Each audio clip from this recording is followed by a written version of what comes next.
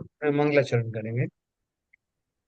ओम नमः सिद्धेभ्या जय श्री ओम नमः सिद्धेभ्या जय श्री ओम नमः सिद्धेभ्या। मंगलम भगवान वीरो मंगलम गौतमो गणी मंगलम कुंद कुंदाद्यो जैन धर्मोस्तु मंगलम। सर्व मंगल मांगल्यम सर्व कल्याण कारकम प्रधानम सर्वधर्माणां जैनम जयतु शासनम। जैनम जयतु शासनम जैनम जयतु शासनम। नमः समय साराय स्वानुभूत्या चकाशते चित स्वभावाय भावाय सर्वभावांतरच्छिदे। अध्यात्म अमृत प्रकाश के अमृत कलश के शाद्वाद अधिकार में हम लोग चल रहे हैं।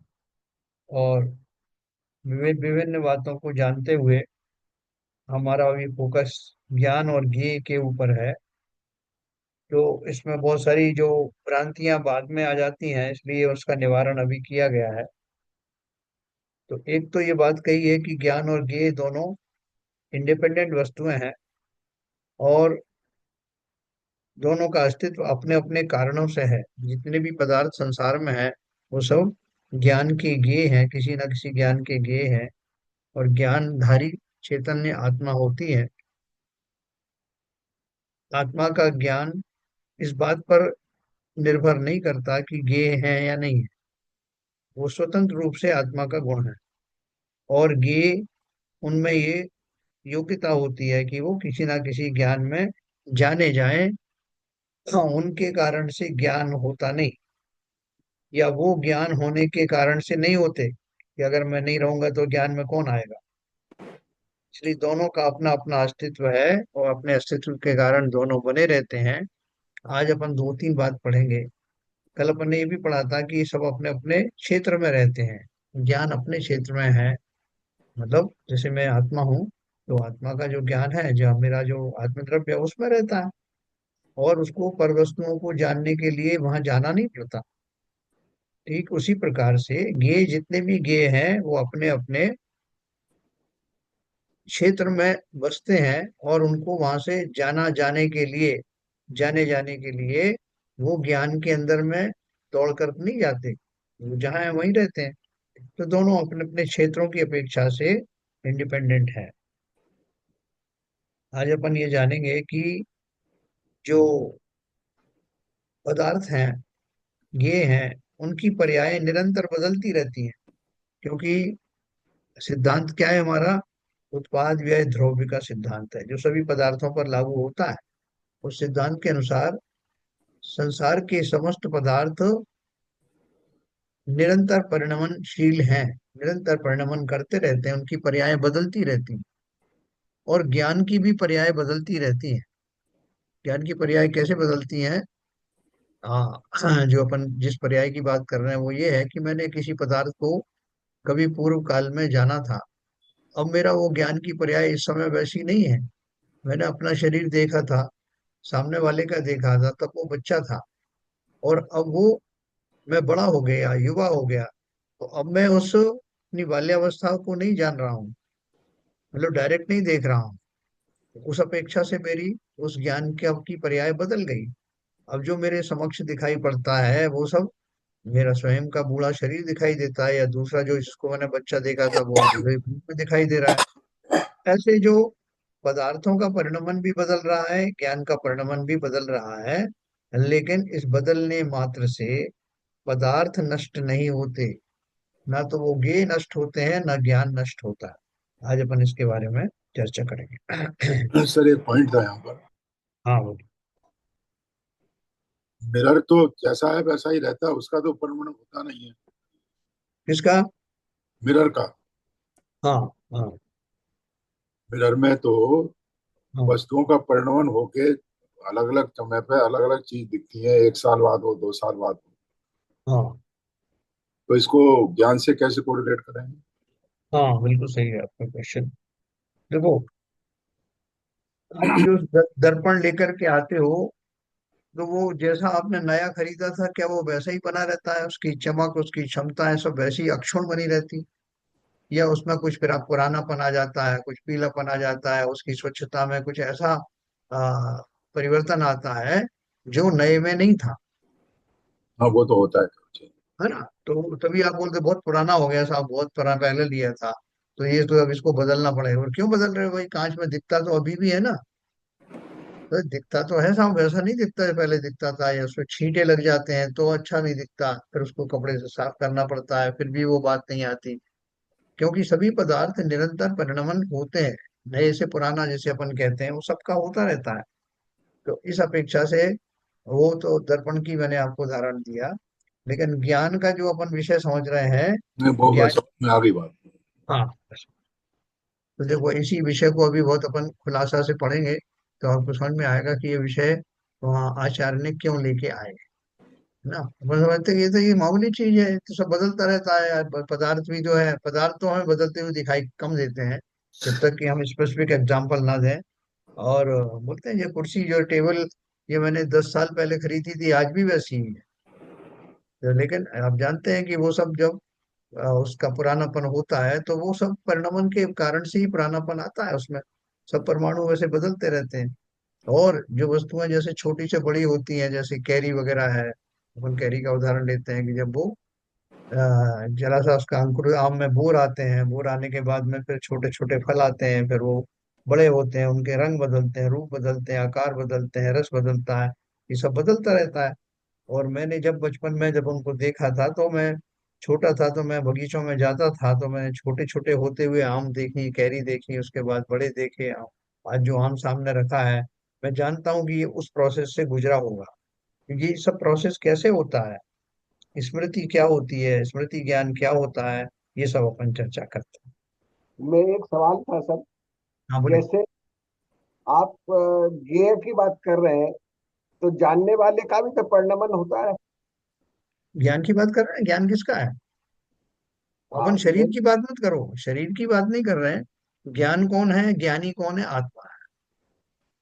ठीक है ना? तो उसका परिणमन नहीं है क्या? वो भी तो परिणमनशील है थोड़ा। सब बिल्कुल बिल्कुल, अपन उसी की बात करेंगे। वैसे आपका जो इशारा था वो शरीर के प्रति भी था, कि जिस शरीर में आत्मा या ज्ञानधारी आत्मा रहती है, वो शरीर का भी बदलाव आता है, इसलिए आपकी मेमोरी लॉस हो जाती है, आपका बुढ़ापा आने के बाद आप भूल जाते हैं कि आपने क्या क्या देखा था, क्या प्रोसेस हुआ था।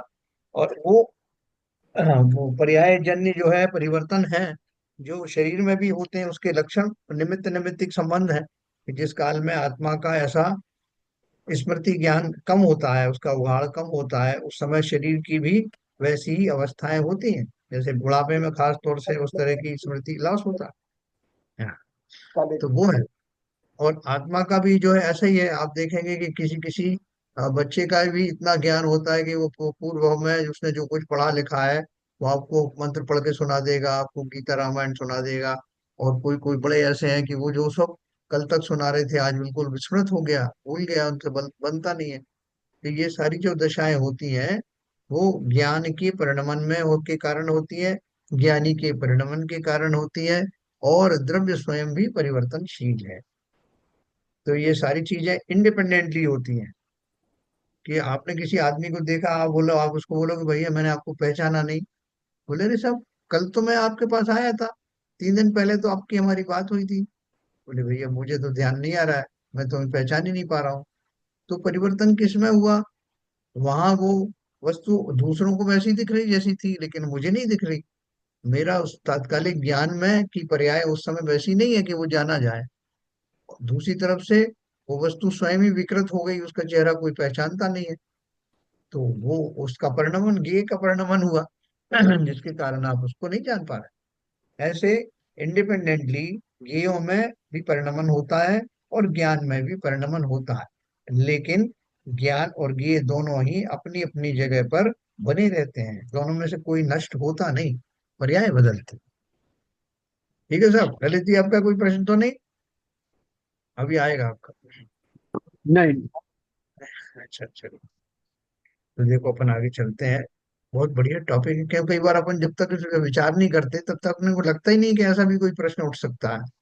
देखो यहाँ इन्होंने, कल अपन ने जहाँ छोड़ा था, परिणमनशील प्रत्येक पदार्थ अनादि अनंत है, ज्ञान अथवा ज्ञान स्वभावी आत्मा भी अनादि अनंत है, उसमें भी सदा पर्याय परिणमन होता ही है। मेरा ज्ञान जो है कभी बहुत हाई पहुंच जाता, कभी मैं क्लास में बैठा, मुझे जो चीज अचानक से समझ में आ गई, वो कल तक नहीं आ रही थी और बाकी किसी को नहीं आई, मुझे आ गई, जबकि मुझे जनरली आती नहीं। तो उस समय मेरा एक ज्ञान का उस एक परिणमन था, वो पीक पे आया। और दूसरे ही क्षण जो है फिर किसी ने मेरे से पूछा कि साहब अभी आप जो बता रहे थे ना, वो जरा एक्सप्लेन करो। तो थोड़ी देर में एक्सप्लेन कर पाता हूँ, फिर भूल जाता हूँ, विस्मृत हो जाता, नहीं साहब पता नहीं, मैं तो कंफ्यूज हो गया। तो ये कंफ्यूजन होना, या अचानक से याद आ जाना, या उसको बहुत अच्छे से ग्रहण करना, ग्रैस्प करना, ये सब ज्ञान की परिणमनशीलता है। और वस्तु भी स्वयं भी बदलती रहती तो परिणमनशील प्रत्येक पदार्थ अनादि अनंत है। दूसरी बात क्या है कि परिणमनशील भी लिखा है, मतलब पर्याय बदलती रहती है, लेकिन वस्तु अनादि से है और अनंत काल तक रहेगी। ज्ञान अथवा ज्ञान स्वभावी आत्मा भी अनादि अनंत है, उसमें भी सदा पर्याय परिणमन होता ही है। अपने समस्त परिणमनों में अन्वय रूप से अनुगत प्रत्येक द्रव्य अनंत काल तक स्थायी है, कभी नष्ट नहीं होता। वे पर्याय भी स्वकाल में अपना अस्तित्व रखती हैं। उन सभी पर्यायों का सामुदायिक द्रव्य है जैसे अपन मोटे तौर पे एक आम की बात करते हैं ना, तो आम जो है वो कभी कैरी रहा होगा, कभी छोटी कैरी रहा होगा, कभी बड़ी कैरी रहा होगा। जिन्होंने उस प्रोसेस को देखा है उससे कोरिलेट कर लेते हैं वो, कि किन किन प्रोसेस से वो दशाओं से गुजरा होगा। तो क्या वे पर्याय भी स्वकाल में अपना अस्तित्व रखती हैं, मतलब उस काल में वो कैरी था, मैं बचपन में छोटा था, शिशु था, उस काल में था ना। तो मेरी जो पर्याय थी अपनी, उनकी वो सारी स्वकाल में होने वाली पर्याय वैसी ही होती हैं। उन सभी पर्यायों का सामुदायिक द्रव्य है। एकदम समुदाय द्रव्य किसे कहते हैं? जो पर्यायों का समुदाय हो, जिसमें पर्याय जिसमें से उपजती हैं और विनष्ट होती रहती हैं, यही तो द्रव्य है। उत्पाद व्यय द्रव्य, यही द्रव्य का लक्षण है। उनकी स्थिति स्वकाल की अपेक्षा अस्थि रूप ही है। किनकी स्थिति? वो जो पर्याय हैं, उनकी स्थिति स्वकाल की अपेक्षा अस्थि रूप है। कहते सास भी कभी बहू थी, है ना, तो उस अपेक्षा से है ना। सभी द्रव्य अपने अपने काल में वैसा ही थे, उनका वो अस्तित्व उस काल में वैसा ही था। हम भी अपने जमाने में जवानी में जवान थे, जवान युवाओं जैसे दिखते थे। तो उस काल की वो पर्याय थी। कोई वादी ऐसा मानते हैं कि जिस पदार्थ को ज्ञान ने अपना ज्ञेय बनाया, उस ज्ञेय के नष्ट होने पर ज्ञान का भी नाश हो जाता है। जैसा वो जो कैरी थी ना, आपने जब कैरी जानी थी उसको, तो अब वो कैरी तो रही नहीं, बन गया आम, तो आपका ज्ञान भी समाप्त हो गया। कौन सा ज्ञान? जिसमें आपने उसे कैरी जाना था, अब वो ज्ञान भी नष्ट हो गया। तो हुआ क्या नष्ट? तो देखो आगे बात है उन ज्ञान का भी नाश हो जाता है। ऐसी मान्यता स्वीकार करने से पदार्थ और ज्ञान दोनों नष्ट हुए। तब निस्वभाव पदार्थ स्वीकार करने वाला स्वयं भी उसी नियम के आधार पर नष्ट हो गया। ज्ञान नष्ट हो गया, ज्ञानी भी नष्ट हो गया। बोला नहीं, ज्ञानी नष्ट नहीं हुआ, मैं तो हम तो बोल रहे हैं कि उतना उतना ज्ञान नष्ट हो गया। तो ज्ञान कभी नष्ट नहीं होता, ये हमारी परिभाषा में है। तो अगर ज्ञान नष्ट हो गया तो ज्ञानधारी भी नष्ट हो गया, अर्थात तो वो जानने वाला स्वयं नष्ट हो गया, ये बात कर रहे हैं। ऐसी मान्यता स्वीकार करने से पदार्थ और ज्ञान दोनों नष्ट हुए, तब निस्वभाव पदार्थ स्वीकार करने वाला स्वयं भी उसी नियम के आधार पर नष्ट हुआ। हमारी परिभाषा क्या है कि प्रत्येक द्रव्य द्रव्य गुण और पर्यायों से भरा हुआ है, और उसके निरंतर परिणमनशील होता रहता है, लेकिन उसकी पर्याय बदलने के बाद भी वो कभी नष्ट होता नहीं। तो यहाँ तो आपने एक पर्याय का नाश हुआ तो आपने मान लिया कि द्रव्य ही नष्ट हो गया ना। पर्याय नष्ट हो गई मतलब पर्याय समाप्त हो गई, पर्यायधारी समाप्त हो गया, उसका वो स्वभाव नष्ट हो गया, तो वो पदार्थ ही नष्ट हो गया। ऐसी मान्यता स्वीकार करने से पदार्थ और ज्ञान दोनों नष्ट हुए, तब निस्वभाव पदार्थ स्वीकार करने वाला स्वयं भी उसी नियम के आधार पर नष्ट हुआ, अपने तब से एक अस्तित्व। एक चिंता थी हाँ। जैसे ज्ञान जो गुण है वो तो गुण तो नहीं समाप्त होता कभी भी। हाँ और लेकिन ऐसा हो सकता है कि जो ज्ञान में आया हो और वो परमानेंटली ही चला जाए।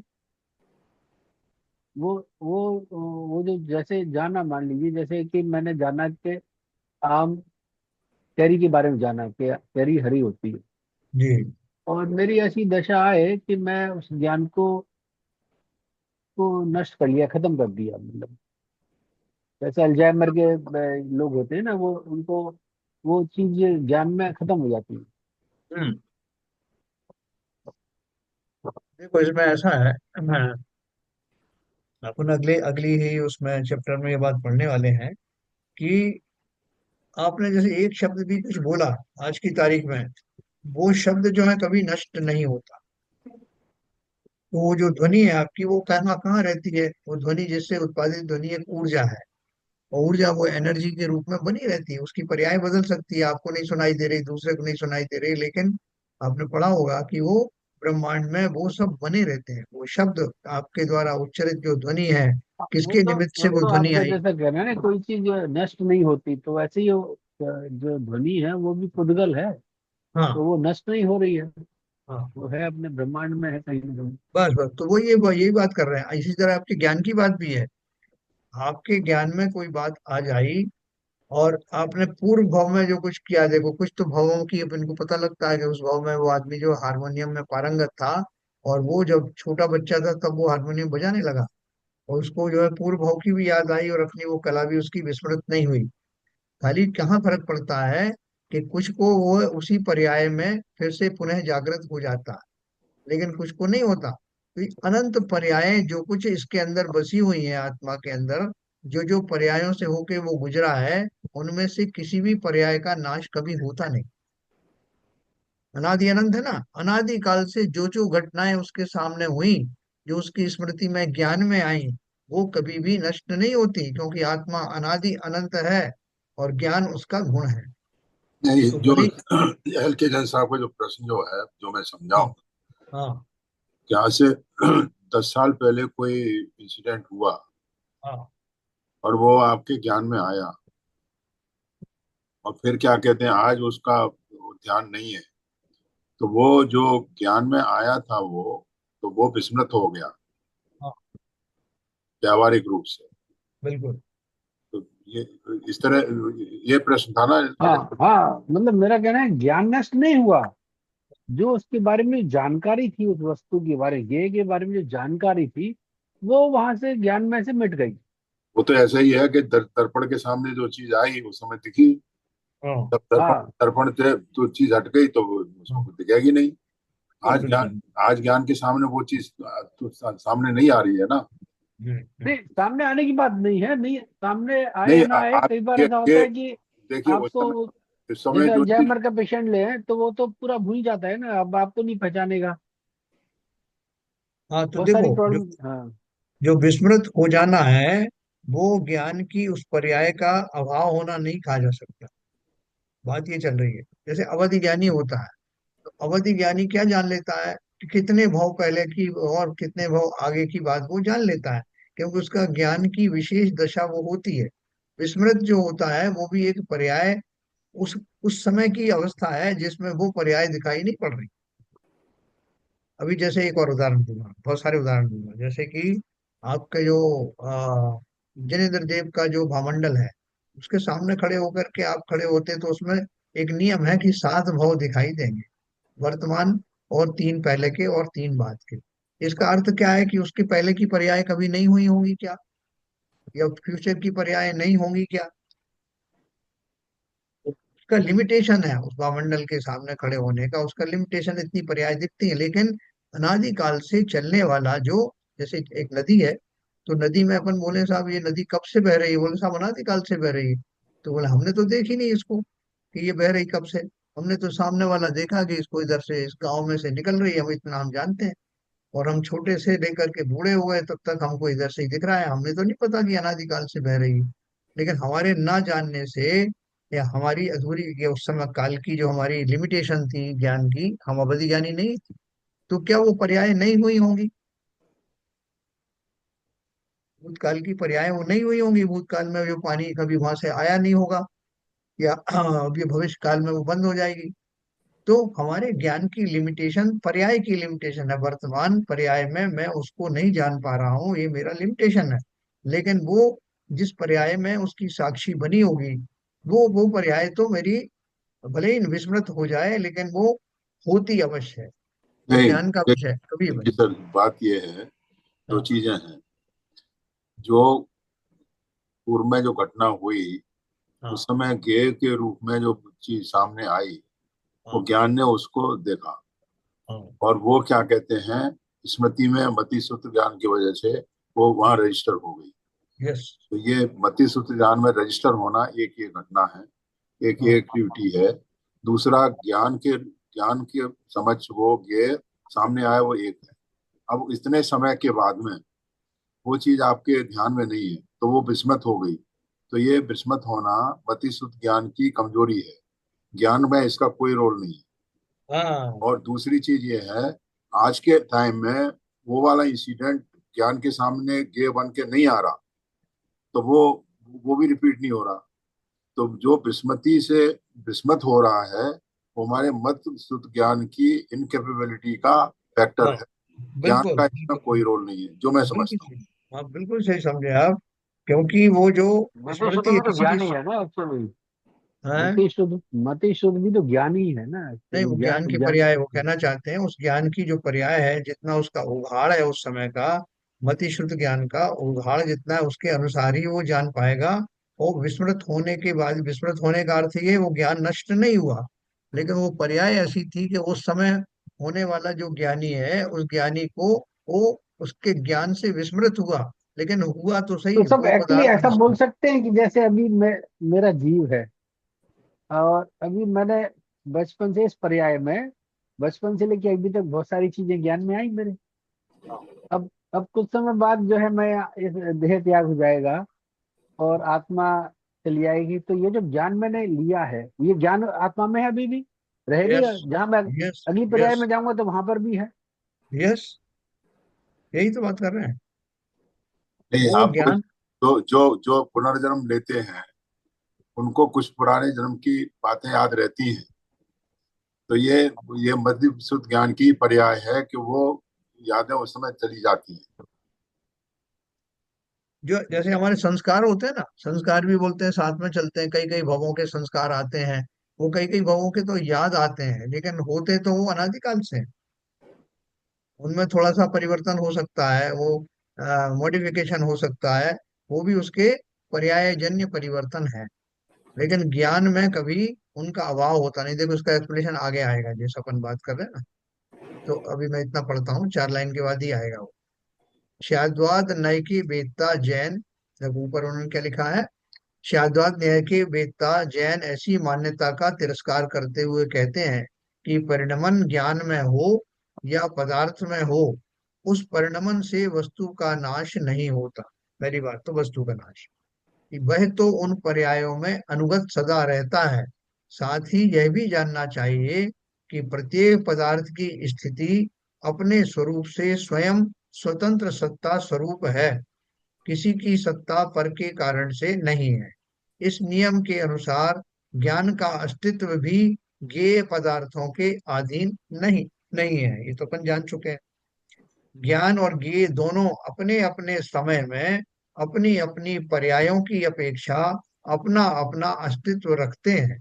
स्वकाल की अपेक्षा अस्तित्व का यही अर्थ है। स्वकाल की अपेक्षा से क्या है, कि जब वो कैरी थी, वो जो आम जब कैरी था, उस समय उसकी कैरी रूप परिणाम वो दशा थी, और उस समय मेरा ज्ञान भी उसको जानने वाला था। अभी मैं स्मृति से जानूंगा कि मैंने कैरी देखी, लेकिन उस काल में तो साक्षात 1 to 1 देखा था ना। तो उस समय मेरा ज्ञान का परिणमन कैसा था, उस कैरी को जानने रूप था।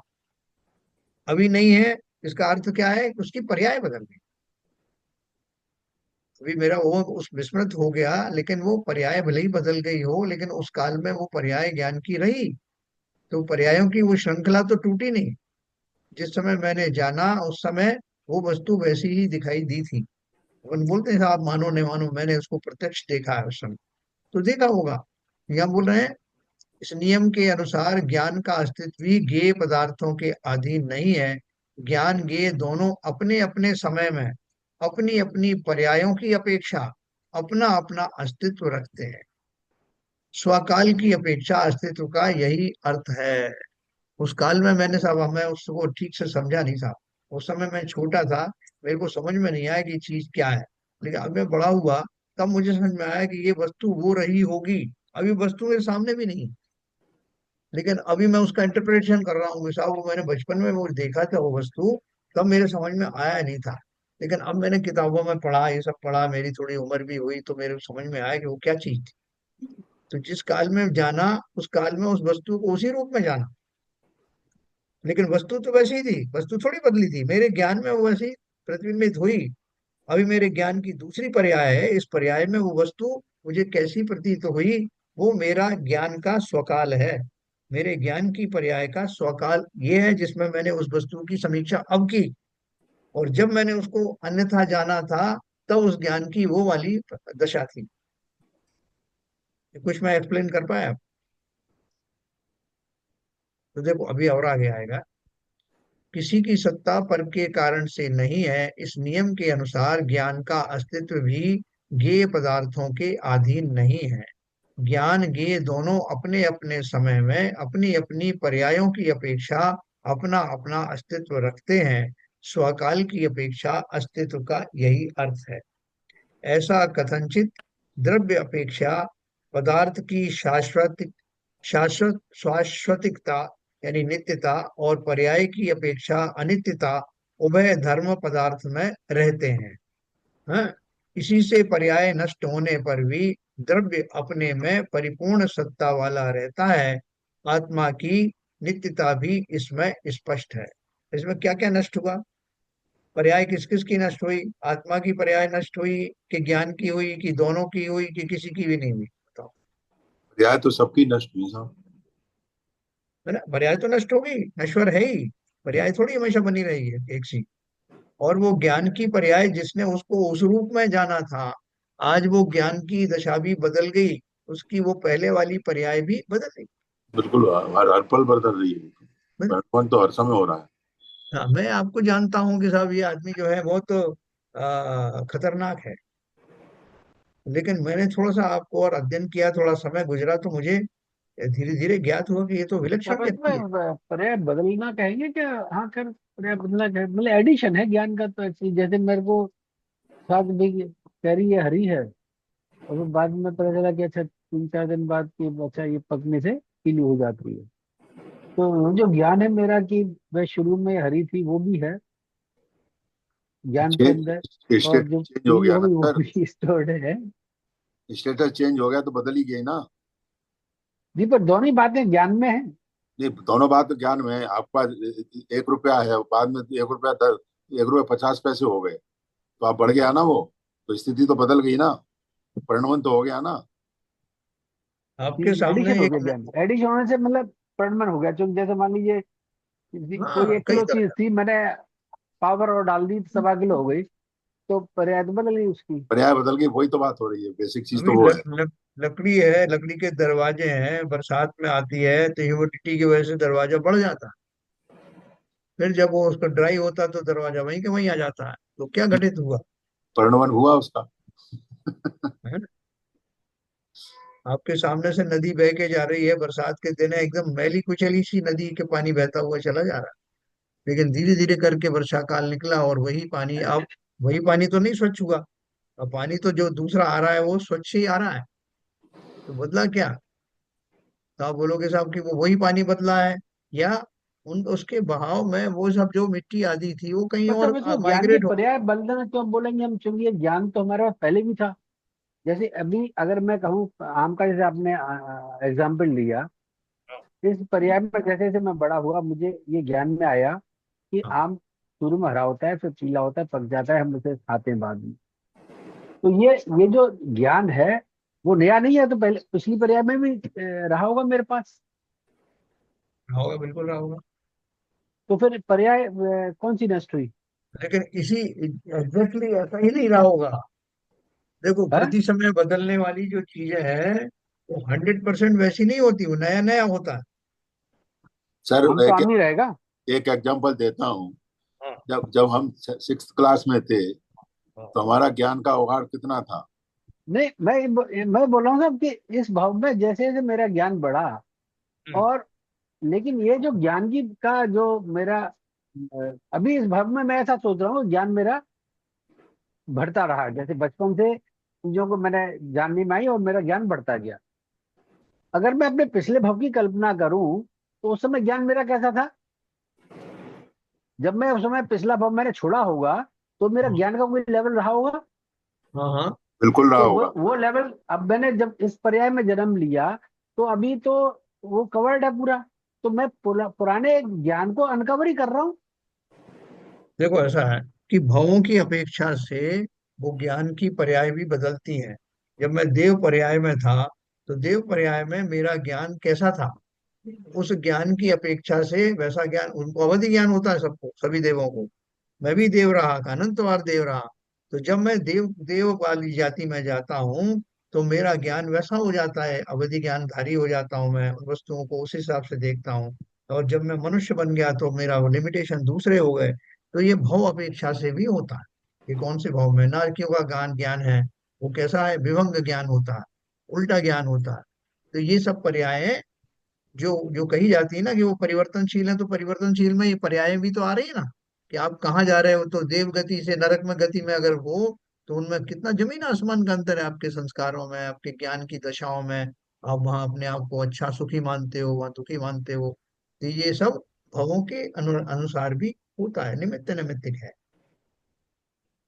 ना। अभी आपको वो चीज नहीं आई, जैसे आपको जो पहले थी वही की वही चीज अभी क्यों नहीं आई। लेकिन ये जब परिणमन की बात करते हैं, तो उसमें ये सब भी जुड़ा हुआ है कि ज्ञान में जो ज्ञान गुण है, उसी ज्ञान ने नारकी गति में वस्तुओं को उस ढंग से जाना, उसी ज्ञान ने देव गति में उन वस्तुओं को वैसा जाना, उसी ज्ञान में मनुष्य गति में उसने वैसा जाना। तो ये पर्यायों का भी निमित्त नैतिक संबंध है ज्ञान के साथ। है, मैं कुछ समझा पाया, कुछ इसमें रहेगी कमी तो बताएं। जी ठीक। और प्रश्न, हाँ और प्रश्न हो तो आप पूछ सकते हैं, कोई दिक्कत नहीं है। ऐसा नहीं है कि कोई ज्यादा पूछ लिया तो कुछ दिक्कत नहीं। अभी वैसे अपन एक और पढ़ेंगे, उसके बाद अपन प्रश्न करेंगे।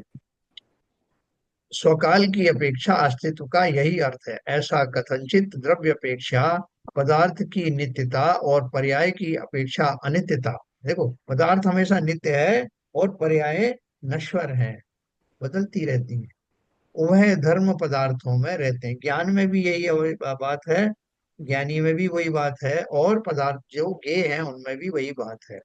पदार्थ बने रहते हैं, वो नष्ट नहीं होते। तो ज्ञान भी एक गुण है, ज्ञान कभी नष्ट नहीं होगा। उसकी पर्याय आज हैं, कल कुछ और हो जाएंगे। बोले कल मैं आपके बारे में कुछ और सोचता था, आज मैं कुछ और सोच रहा हूँ। तो अगर केवल ज्ञानी से पूछा जाए, तो केवल ज्ञानी बता देगा कि 2:02 पे ललित कुमार जी ने इस आदमी के बारे में क्या धारणा बनाई थी, और उसके बाद में तत्काल बाद 5 सेकंड बाद उनकी क्या धारणा बनी। ये केवल ज्ञानी को नहीं पता होगा क्या? तो पता होगा तो मतलब ऐसा हुआ होगा। इसका अर्थ यह है कि वो जो जितनी भी पर्यायों में परिणमन हुआ है, वो सभी शाश्वत हैं, सुरक्षित हैं। कोई उन्हें जानता है, मैं भले ही नहीं जानता। ठीक है ना। तो वो ज्ञान की जो जो आपने एक उदाहरण दिया कि मैंने मैंने कुछ किया था, ये ज्ञान तो मेरा पहले भी रहा होगा, वो बिल्कुल रहा है। लेकिन हमारी वर्तमान अवस्था इस योग्य नहीं कि मैं उसको रिकलेक्ट कर सकूं। लेकिन कोई केवल ज्ञानी तो जानता है। उससे आप स्पेसिफिक पूछो, 3:02 पे मैंने क्या सोचा था, और 3:04 पे मैंने क्या सोचा। अगर वो अक्षुण्ण नहीं होता, वो कैसे बताते वो कि स्वामिनी वालों को तो टाइम निकल गया, हमें क्या पता। तो ये है इसी से पर्याय नष्ट होने पर भी द्रव्य अपने में परिपूर्ण सत्ता वाला रहता है। आत्मा की नित्यता भी इसमें स्पष्ट है।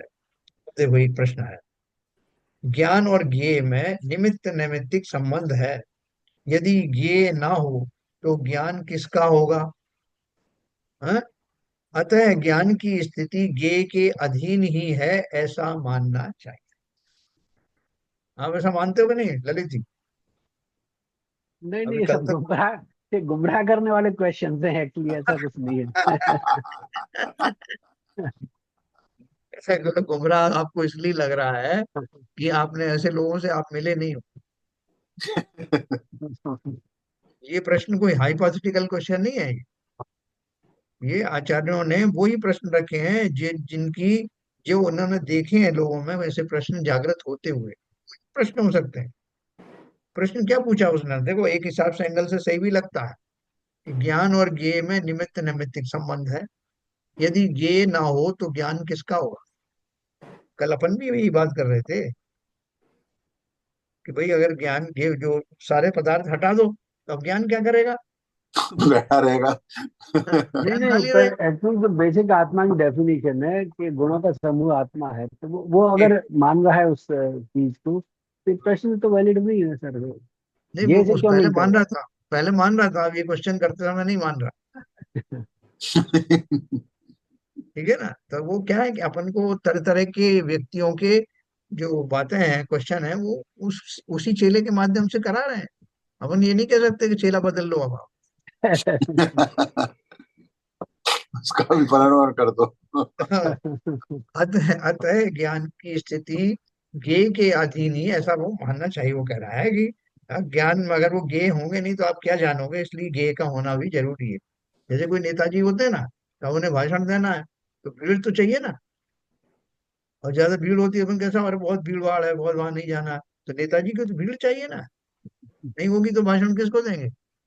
तो इसी इसी तर्ज पे उन्होंने ये बात कही है कि ज्ञेय होंगे ही नहीं तो ज्ञान क्या करेगा। इसलिए ज्ञान होगा, तभी होगा ज्ञान जब ज्ञेय होंगे, ऐसा उसका क्वेश्चन। समाधान है ऐसा नहीं है। ज्ञान और ज्ञेय दोनों अपना स्वतंत्र अस्तित्व रखते हैं। ज्ञेय भूत पर्याय का अभाव हो जाता है। देखो क्या बोला, ज्ञेय भूत पर्याय का अभाव हो जाता है, पर ज्ञान में ज्ञेय आकार का अस्तित्व तदनंतर स्मरण रूप में बना रहता यहाँ स्मृति की बात आ गई। है। है ना, स्मृति ज्ञान बहुत तगड़ा होता है। कितनी कितनी स्मृति लोगों की होती। यदि इसे स्वीकार ना किया जाए तो स्मरण मिथ्या मानना पड़ेगा। स्मृति प्रमाण है, मिथ्या नहीं है। स्मृति वास्तव में होती है, खाली कल्पना नहीं है। अब सामने चले जाओ तो अपन तो भूल जाते हैं कि ये इनको कहाँ देखा है। थोड़े दिन बाद जब ज्यादा बुढ़ापा आता है तो पत्नी को ही भूल जाते हैं कि "वह बहन जी आपको कहीं देखा है।" है ना। लेकिन जो ज्ञानी है, जिनकी स्मृति बहुत अच्छी है, वो 15 साल पहले, अरे साहब आपको देखा था, आपका नाम फला फला है क्या। तो वो दंग रह जाएगा आपकी पर मेमोरी देख के। तो यही बोला उन्होंने, यदि इसे स्वीकार ना किया जाए तो स्मरण मिथ्या मानना पड़ेगा। स्मृति प्रमाण है, मिथ्या नहीं है। उसे मिथ्या मानने से प्रश्नोत्तर ही संभावना को प्राप्त नहीं हो सकता। है ना। कि आपने कोई क्वेश्चन पूछा था, अब मेरी मेमोरी से निकल गया। अरे अभी तो पूछा था साहब आपसे, तो क्या पूछा था। अरे 1 सेकंड पहले ही तो पूछा था आपको, तो उसका उत्तर दो ना। तो फिर मैं उत्तर कैसे दूंगा जब मुझे स्मृति से ही निकल गया। तो उन्होंने बोला, यदि इसे स्वीकार ना किया जाए तो स्मरण मिथ्या मानना पड़ेगा। स्मृति प्रमाण है, मिथ्या नहीं। उसे मिथ्या मानने से प्रश्नोत्तर की संभावना को प्राप्त नहीं हो सकता। प्रश्नकर्ता अपने शब्दों से प्रश्न करता है, वे शब्द पर्याय हैं, बोलते बोलते ही नष्ट हो जाते हैं। उत्तरदाता उनका स्मरण करके ही उस प्रश्न का उत्तर देता है, अन्यथा नहीं दे सकता। जैसे आपने क्या पूछा प्रश्न, जब आपने पूछ लिया, आपका प्रश्न समाप्त हो गया, तब वो वक्ता जो है उसका उत्तर देगा। उसे याद ही नहीं कि आपने क्या पूछा था, तो काय का उत्तर देगा। ठीक है ना। तो इसलिए उत्तरदाता के शब्द भी तत्काल विलीन हो जाते हैं। दोनों के शब्द विलीन हो गए, आपने बोला उसके बाद खत्म। वो शब्द कहाँ चले गए। और जैसे आपने बोला था वो शब्द तो नष्ट हो गए। अब मैं उत्तर किसका दूं। तो जब तक मेरी बात आप तक पहुंची, आपने बोला साहब आपने क्या बोला, मैंने तो सुना ही नहीं। तो एक मेमोरी नाम की चीज है ना, जिसमें वो बनी रहती है। उत्तरदाता के शब्द भी तत्काल विलीन होते हैं, तब उत्तरदाता के समाधान करने के अनंतर काल में ही तद विषयक ज्ञान का अभाव होने से प्रश्नकर्ता का समाधान भी समाप्त हो जाएगा। हाँ।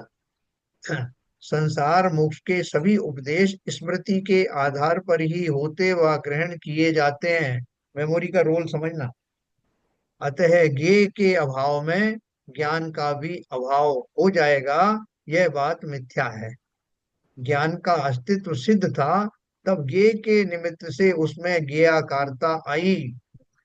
यदि उसका अस्तित्व स्वयं असिद्ध होता तो ज्ञेयाकारता किसमें आती। जैसा हमको बताया गया है कि हमारे 24 तीर्थंकर थे, तो किसने बताया आप? जब बताया था बताया होगा। तो रोज रोज कैसे याद रखते हो आप ये 24 तीर्थंकर, उनके निशान और ये सब? जब बताया तो भूल क्यों नहीं जाते हो? भैया भूल कैसे जाए? तो शुरू से ही हमको याद है ये बात। हमारे तो बच्चों को भी याद हो गया, तो कैसे याद हुआ? स्मृति नाम की कोई चीज है ना, जिसमें वो बना रहता है, और कालांतर में सब ट्रांसफर होता रहता है। आचार्य पहले के जमाने में कौन से शास्त्रों से अध्ययन करते थे? मौखिक ज्ञान जाता था। एक दूसरे की शब्दों से दूसरे को ज्ञान कराया जाता था। द्वादशांग वाणी पूरी ऐसी ही चलती थी। अभी तो लिपिबद्ध है। तो यदि उसका अस्तित्व स्वयं असिद्ध होता तो ज्ञेयाकारता किसमें आती। निमित्त निमित्तिक संबंध होने पर भी ज्ञान ज्ञेय दोनों एक दूसरे के उत्पादक नहीं है। स्वकाल की अपेक्षा दोनों सत रूप हैं। ये थे ना हमारे भीष्म पितामह। भीष्म पितामह को वो तीर लगाए। ये तो उनकी वैष्णवों की महाभारत में भी आपने देखा होगा। उसमें महाभारत सीरियल जब आया था कि उनके तीर लगे हुए हैं, कितने 7 तीर लगे थे या कितने लगे थे। तो वो पूछ रहे हैं, वो खुद भी ज्ञानी थे लेकिन उनका ज्ञान थोड़े हद तक ही जाता था। अवधि ज्ञानी है तो उतने उतने भाव तक ही देख सकते हैं। अवधि ज्ञान के बहुत सारे प्रकार। तो उन्होंने 9वें भाव तक देखा कि मेरी कौन सी गलती के कारण ये तीर मुझे चुभ रहे हैं आज।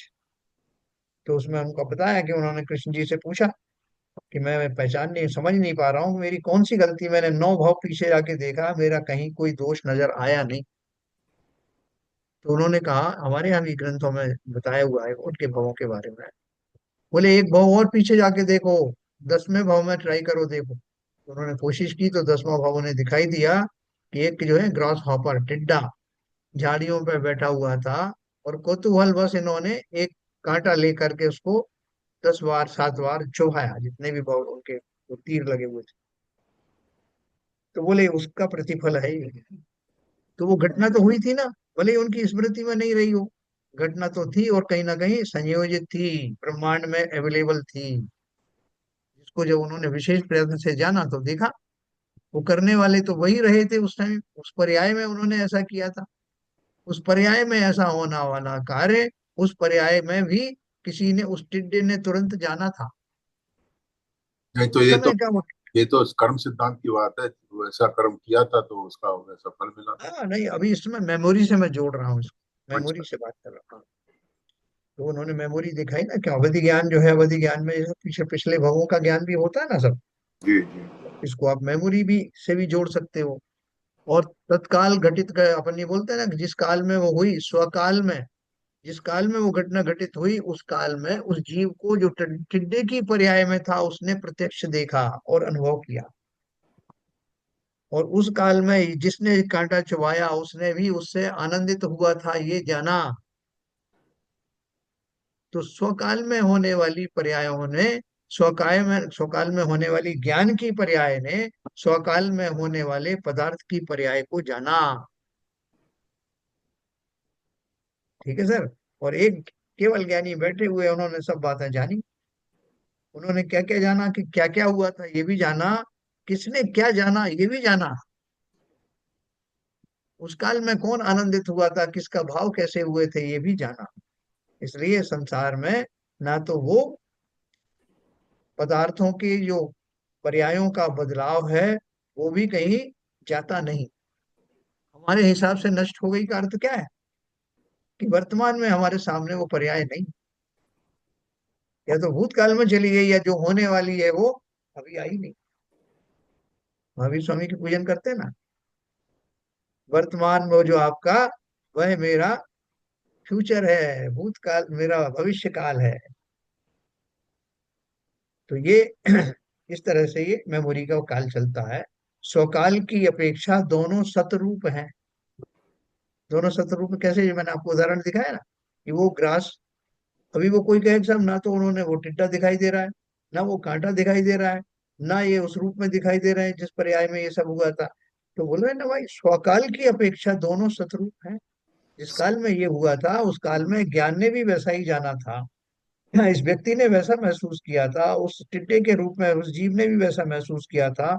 सारी पर्यायें स्वकाल की अपेक्षा से वैसी ही हैं, और केवल ज्ञानी का प्रमाण है। उसको तो आज भी वो पर्याय वैसी दिखाई दे रही, हमें नहीं दिखाई दे रही, इसका मतलब ऐसा नहीं है। है अनादिकाल से अनंत काल तक की पर्यायें जो जानते हैं, ये प्रमाण है। आत्मा या ज्ञान में काल की अपेक्षा नास्तित्व ही है। देखो एक चीज और इसमें बताते हैं, बस यहाँ तक समझ में आया भाई? ललित जी कुछ हो तो क्वेश्चन बताएं, समझ में आया? बोलो, ठीक है। अर्थालंबन काल एव कलयन ज्ञानस्य सत्वं बहिर्गेयालंबन लालसेन मनसा भ्राम्यन पशुर्नश्यति नास्तित्वं पर काल तो अस्त कलयन शादवाद वेदी पुनः तिष्ठत्या तिष्ठत्यात्मनिखात नित्य सहज ज्ञानैक पुंजी भवन। ज्ञान की सत्ता पदार्थ के अवलंबन के काल में ही, पदार्थ के अवलंबन के काल में ही है। देखा, ये ध्यान से समझना। ज्ञान की सत्ता पदार्थ के अवलंबन के काल में ही है, ऐसा मानता हुआ कोई वादी बाह्य गेय पदार्थों को प्राप्त करने की लालसा से बाह्य वस्तुओं में ही भ्रमता हुआ अज्ञानी नष्ट होता। शाद्वाद विद्या का वेत्ता तो इस प्रकार पर पदार्थ की जो पर्यायें वे ही हैं, पर काल उनका ज्ञान में नास्तित्व ही स्वीकार करता है, तथा अपनी आत्मा में ही आरोपित जो द्रव्य रूप में सी नित्यता, उससे सहज ही आत्मा ज्ञान का पुंज है, ऐसा मानता हुआ अपनी स्वतंत्र सत्ता में रहता है। क्या बोल रहे हैं? एकांतवादी पर ज्ञेय पदार्थों की पर्यायों के अधीन ज्ञान की सत्ता स्वीकार करता है, उसका यह कथन सर्वथा विरुद्ध है, जो अपन अभी ऊपर पढ़ा है ना। ज्ञेय पदार्थों की पर्यायों के अधीन ज्ञान की सत्ता है, मतलब पर पदार्थ है तो मेरा ज्ञान, जो सर्वथा विरुद्ध है, क्योंकि ज्ञान की सत्ता अपने ही कारण से स्वयं है। पर पदार्थों की पर्यायों का उसमें नास्तित्व ही है। पर पदार्थों की पर्यायों का उसमें नास्तित्व ही है, मतलब वो पर्यायें उस पदार्थ में घटित हो रही हैं। आपके आपका ज्ञान ज्ञान अवश्य रहा है, लेकिन पदार्थों की पर्याय तो पदार्थों में हो रही हैं।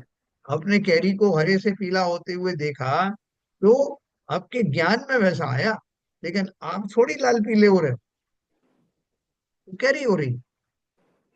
ज्ञान की सत्ता अपने ही कारण स्वयं है, पर पदार्थों की पर्यायों का उसमें नास्तित्व ही है। पर के अधीन अपनी या अपने ज्ञान की सत्ता मानने वाला अपने स्वरूप को ही पराधीन मानता हुआ बाह्य पर पदार्थों को प्राप्त करने की लालसा में भ्रमण करता हुआ अपने को स्वयं ज्ञान शून्य मानकर नष्ट होता है। मतलब को क्या कह रहे हैं, कि जो बाहर के जो पदार्थ हैं, अन्य पदार्थ हैं, ये हैं, उनको प्राप्त कैसे करें? पदार्थ प्राप्त कैसे होते हैं? देखो, किसी भी पदार्थ को देखो, एक बहुत बढ़िया बात है। हम बोलेंगे साहब हमने भोजन प्राप्त किया, तो भोजन कैसे प्राप्त किया आपने? भोजन को प्राप्त कर सकते हो क्या? नहीं साहब, मैं उनको, मुझे याद है मैंने यहाँ पर 56 प्रकार के भोजन प्राप्त किए थे।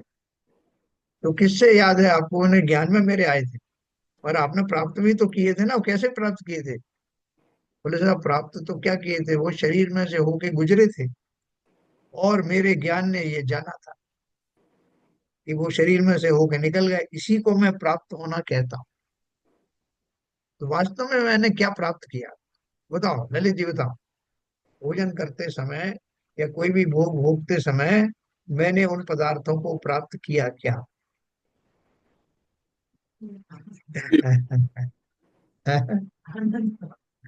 हाँ, अनम्यूट कीजिए। Unmute unmute. आत्मा ने तो कुछ प्राप्त नहीं किया। हाँ ये पुद्गल शरीर है, जी। उसने पुद्गल जो भोजन खाया हमने, उसके अणु से उसको कुछ भोजन मिला। हाँ, तो जो भी प्राप्त किया पुद्गल से, पुद्गल में ही कुछ आदान प्रदान हुआ, आत्मा और में कुछ मैंने, नहीं हुआ। हाँ, जो जिसे मैं कहता हूँ अर्थात आत्मा, उसने क्या प्राप्त किया? उसने तो राग प्राप्त किया। उसका राग उसमें था, उसका जो टेस्ट था, हाँ वो क्या कहते उसने प्राप्त किया, जो भाव में राग पैदा हुए आ, ना। हाँ, आनंद लिया है तो। हाँ, वही राग आनंद लिया। देखो आपने जो आनंद शब्द कहा ना, ये भी हमारी बोल रही है कि आनंद की बात तो कर ही नहीं रहे। हाँ देखो, बहुत सही आपने बात की, शिवजन साहब ने भी सही कहा। मैंने उस राग का आनंद प्राप्त किया। मेरा जो राग था ना उसके प्रति जो लालसा थी, वो मुझे लगा कि राग में राग सेटिस्फाई हुआ, और उसको मैंने अपनी मिथ्या धारणा के कारण, जैसे मिथ्यात्व कहता हूँ, मैंने उस राग को ही एंजॉय किया। उसी के कारण मैंने माना कि आज बहुत बहुत मजा आया। आज आज जैसा सुख मुझे पहले कभी मिला नहीं। तो मिथ्या वो मानना है वो सब एक्चुअली। मिथ्या मान। तो देखो यहाँ एकदम बहुत सहज रूप से ये सिद्धांत सिद्ध हो गया कि जीव पदार्थों का स्वाद नहीं लेता, वो अपने राग का ही स्वाद लेता। बहुत ज्यादा आपको भूख लगी हुई है तो एक रूखी सूखी रोटी भी आपको बहुत अच्छी लगे, वो राग है आपका। और आप जो है 10 साल बाद भी ये बात कहोगे कि साहब रोटी तो मैंने वहां खाई थी साहब, भले ही वो रूखी थी मगर मजा आ गया। लेकिन उसका कारण क्या था? उस समय उसके प्रति उत्पन्न आपका राग चरम पर था, है ना? इसी तरह पंचेंद्रिय के और विषयों के बारे में भी जान लेना। आपने क्या प्राप्त किया? क्या हाथ लगा सिवाय उनमें विषयों में राग होने के, द्वेष होने के, उनके फलस्वरूप कर्मों का बंद करने के? हाथ कुछ लगा नहीं।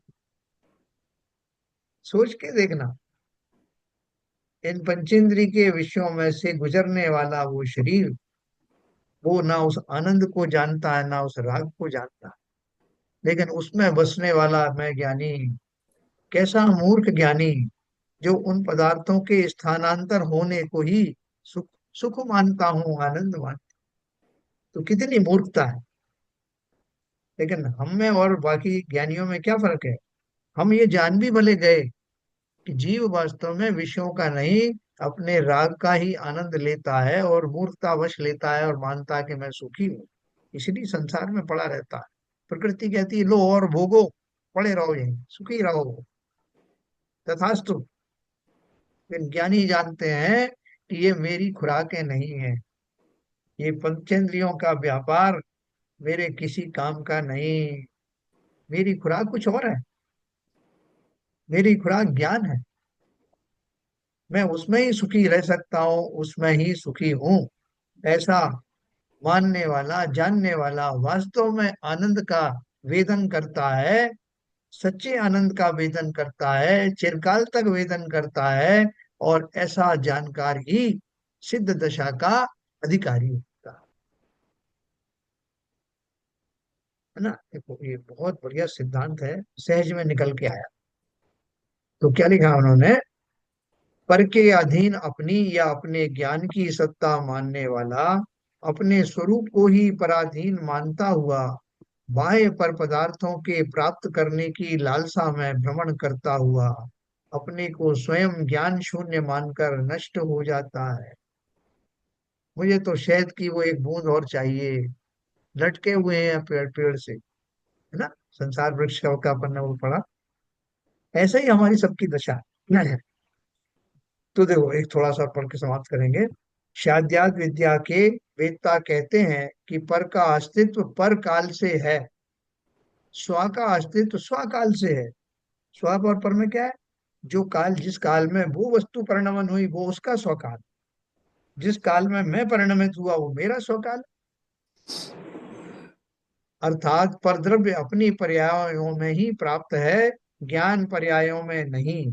इसी प्रकार ज्ञान की पर्यायों में ही ज्ञान द्रव्य आत्म द्रव्य है, पर पर्यायों में नहीं। ज्ञान की पर्यायों में ही ज्ञान द्रव्य। मेरी पर्याय क्या है? जानने वाली पर्याय। नदी की पर्याय क्या है? कि उस पर पानी जो आ रहा है उसका, उसकी वो पर्याय है। जिन पर्याय, जिस जिस स्वभाव का धारी जो द्रव्य है उसकी पर्याय भी उसी जाति की होती हैं। स्याद्वाद ऐसी वस्तु स्वरूप ज्ञेयों की आत्म स्वरूप ज्ञान की स्वतंत्र सत्ता स्वीकार करता है। अतः वह आत्मा में ही उकेरे गए अपने शाश्वतिक स्वाभाविक ज्ञान के समूह रूप अपनी स्थिति में सदा रहता। ज्ञान, मैंने आपको दो बात बताई। एक तो हम अपनी ही पर्याय का ही वेदन करते हैं।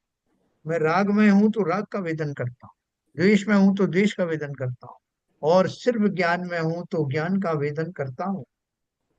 वास्तव में तो उन समस्त पर्यायों की जो इमेज मेरे ज्ञान में बनती है, मैं उसी का वेदन करता हूँ। वस्तु वस्तु मेरे अंदर थोड़ी जा रही है। मैं अपने ज्ञान की पर्याय में, उस समय मेरे ज्ञान की जो दशा थी, उस ज्ञान में जो पदार्थ झलक रहे थे, मैं अपनी उस पर्याय में उस पदार्थ का उसी प्रकार से अवलोकन करता हूँ। मैं अपनी पर्याय को जानता हूँ, जिस पर्याय में वो झलक रहे हैं।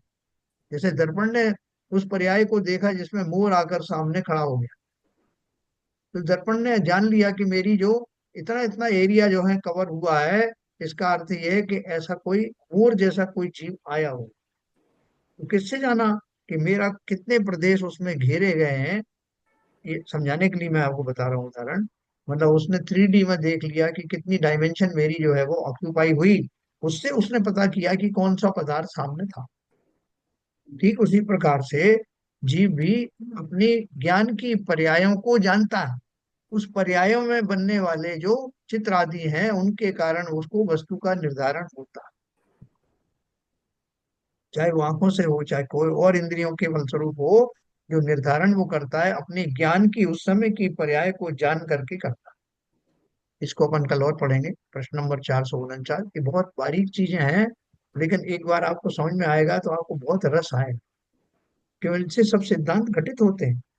जैसे मैंने आपको आज कहा कि कोई भी पंचेंद्रिय की विषय विषय मेरे अंदर प्रविष्ट होते नहीं हैं, लेकिन मैं मूर्ख उन वस्तुओं को अपने पड़ोस से जाते हुए देख करके आनंदित होता हूँ कि मैंने ही भोगा। कल अपन इसको 449 और पढ़ेंगे। समय हो गया। दिनवाणी स्तुति है।